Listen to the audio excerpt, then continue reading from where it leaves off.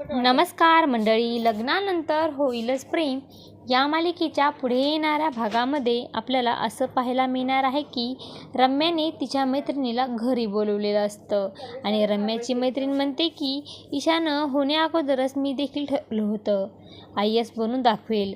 खरं तर आई कॅटेगरीला हा ऑप्शन नसतोच. तर रम्याचा प्लॅन असतो की काव्याच्या डोक्यात भरवायचं की जर तू आई झालीस तर तू आईच कधीच होऊ शकणार नाहीस. त्यामुळे आता काव्या तिच्या रूममध्ये रडत बसलेली असते. त्यानंतर तिथे पार्थ येतो आणि काव्याला विचारतो की तुम्ही का रडताय, आणि तिची समजूत घालू लागतो, काय झाले तुम्हाला म्हणून. तेव्हा काव्या ही रडतच म्हणते की तुम्ही बरोबर बोलत आहात पार्थ म्हणतो की कशाबद्दल बोलत आहात तुम्ही. तेव्हा काव्या म्हणते की मी रम्याबद्दल बोलत आहे. रम्याबद्दल तुमचे जे काही मत आहे ना ते अगदी बरोबर होतं.